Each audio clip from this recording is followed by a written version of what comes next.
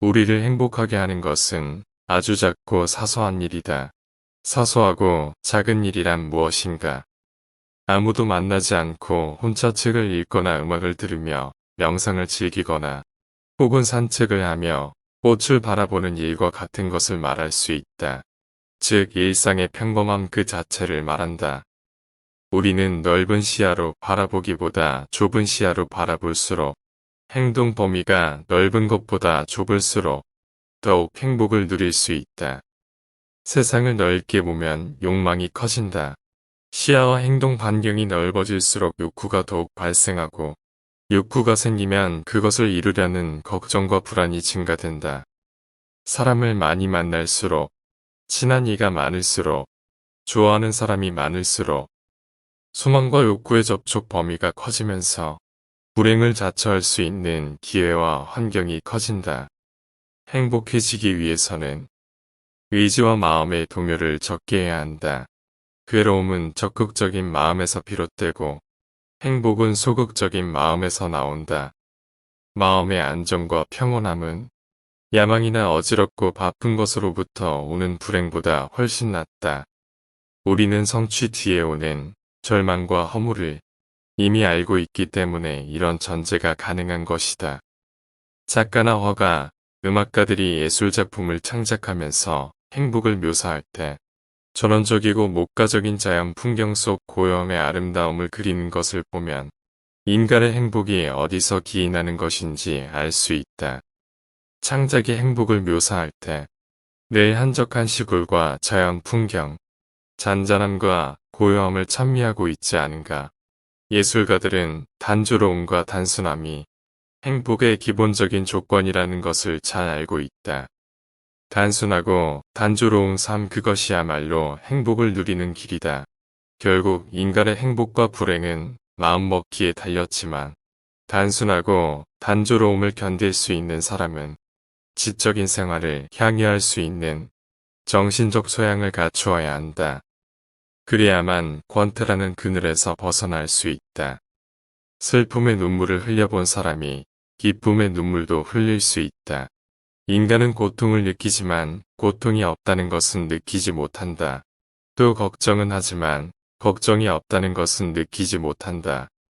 두려움은 느끼지만 안전함은 느끼지 못하며 갈증이나 욕망, 희망은 느끼지만 그것을 손에 쥐게 되면 금세 흥미를 잃는다. 심한 갈증으로 허겁지겁 물을 마신 후 남은 물을 버리는 것처럼 욕망도 충족되면 손에서 놓는다. 인생에서 중요한 세 가지 선이라고 할 수 있는 건강과 젊음, 자유조차도 그것을 누리고 있는 동안에는 전혀 느낄 수 없다. 아프지 않은데 병원에 가는 사람이 어디 있는가. 젊음을 너무 당연하게 여기고 자유로울 때는 자유 그 자체가 없다. 그러나 경범죄로 철창에 갇히는 순간 자유가 얼마나 소중한가를 절실히 느끼게 된다. 인간은 행복할 때는 자신이 행복하다는 것을 느끼지 못하지만 불행해지면 그때가 행복했다는 것을 깨닫는다. 그렇다면 내게 현재의 행복이란 없고 행복은 과거의 기억으로만 존재한다는 것이다. 향락과 쾌락에 대한 감각도 그것의 강도가 점점 강해지지만 느끼는 감도는 점점 둔해질 것이고 결국 습관이 되면 없는 것과 같아질 것이다. 그러다 쾌락의 습관조차 끝나면 괴로움만이 남게 될 테니 권태는 시간을 느리게 만들고 쾌락은 시간의 관념조차 없애버린다. 그렇다면 우리는 이런 결론에 도달할 수가 있다. 물이 나를 살리고 있다는 것을 깨닫기 위해서는 극단적인 갈증이 필요한 것처럼 고통스러운 병고는 건강의 소중함을 깨닫게 해주고 노화를 겪는다는 것은 젊음의 소중함을 일깨워주며 극단의 구속은 자유의 소중함을 알려준다는 것이다.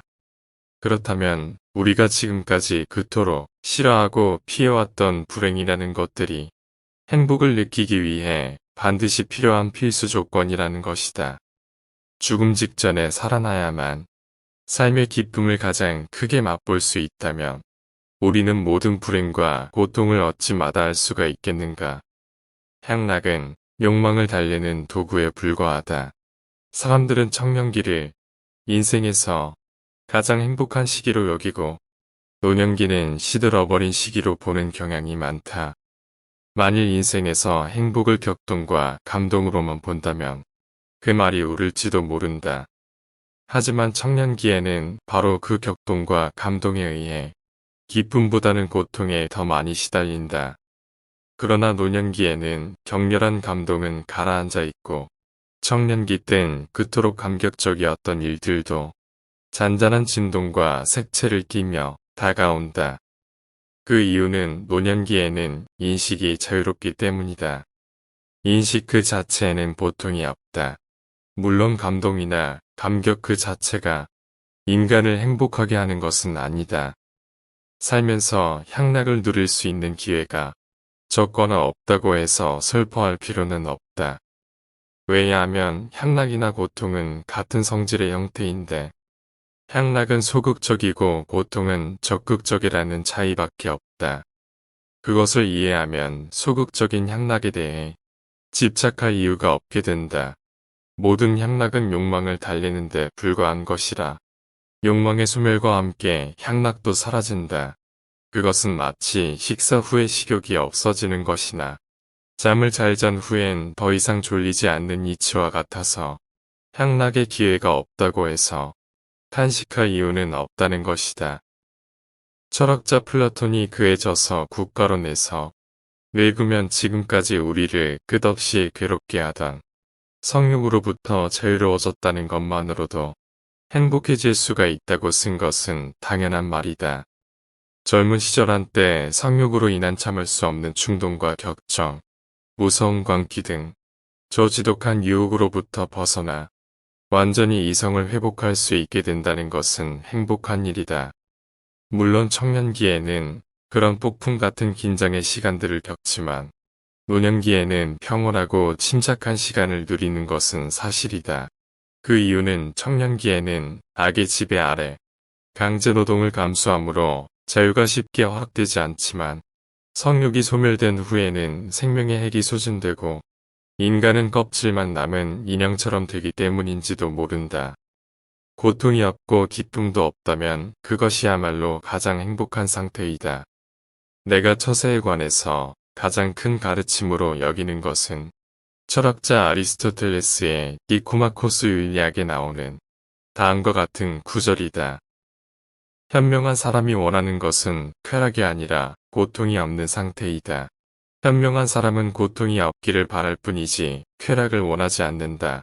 예를 들어 우리 손에 작은 가시가 박혀서 몹시 심한 통증을 느끼고 있다고 생각해보자.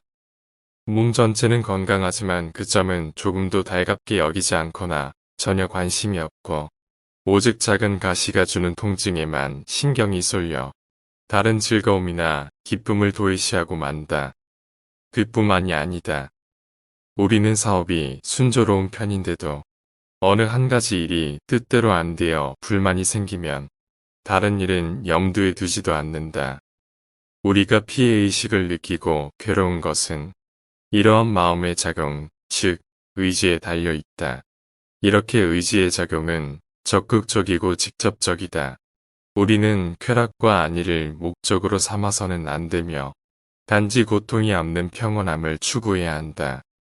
만일 이런 처세 방법이 잘못이라면 프랑스의 작가 볼테르의 명언 행복은 단지 꿈이며 슬픔은 현실이다라는 말도 거짓이 되고 만다. 우리가 행복하게 산다는 것은 가능한 괴롭지 않게 견디면서 산다는 뜻이다. 인생은 쾌락을 누리기 위해서 사는 것이 아니라 괴로움을 어떻게 잘 이기기 위해 다양한 방법을 강구하며 산다고 볼 수 있다. 그렇다면 행복은 마땅히 큰 기쁨과 쾌락을 누린 사람의 몫이 아니라 괴로움을 잘 견뎌낸 사람의 몫이 될 수밖에 없다. 만일 우리가 기쁨과 쾌락을 행복의 목표로 삼는다면 우리는 늘 자기 자신에 대한 불만과 이웃에 대한 시기와 질투로 더 큰 고통에 사로잡힐 것이다. 만일 현재 고통도 없고 권태도 없는 상태라면 당신은 지금 행복한 상태에 있다고 말할 수 있다. 그렇기에 우리는 살아가면서 쾌락과 기쁨을 얻으려 노력하지 말고 될 수 있는 한 괴로움을 없애도록 노력해야 한다. 잘 살기는 바라지도 않는다. 그저 아프지 않기만을 바란다. 우리는 생애의 초반이나 전반부에는 누구나 그렇듯이 행복에 대한 큰 갈망과 포부, 희망에 가득 차 있다. 그러나 생애의 후반부에 접어들면 다소 사람마다 차이는 있겠지만 우리가 그처럼 갈망하던 사랑이나 행복 야망이 갖은 망상의 산물에 불과하다는 것을 깨닫는다. 생애 후반부에도 아직 그것을 깨닫지 못했다면 지금까지는 생애 전반부에 살고 있거나 그것도 아니라면 모자란이인 것이다. 따라서 지혜로운 사람은 강렬한 쾌락보다는 그저 고통이 없기를 바랄 뿐이며 우리가 흔히 주위에서 보아온 재난이나 불행을 피할 수만 있어도 다행이라는 생각을 하게 된다. 잘 살기는 바라지도 않는다. 아프지 않고 살 수만 있으면 좋겠다. 당신의 입에서 그런 말이 나왔다면 당신은 이미 생의 후반부에 살고 있는 셈이다. 나 역시 젊은 시절에는 문을 두드리는 소리가 들리면 뭔가 좋은 일이 있나 보다 하고 반가워했지만 나이가 들고 인생을 겪고 난 후에 문 두드리는 소리가 들리면 혹시 불길한 일이 생긴 것은 아니겠지 하고 중얼거리곤 했다. 이런 철학을 가진 아르투어 쇼펜하우어는 독일의 철학자로 자신이 칸트의 사상을 비판적으로 받아들였으며 칸트의 사상을 올바르게 계승했다고 확신한 인물로 삶을 고통이라 여기는 염세주의적 철학관을 가졌습니다.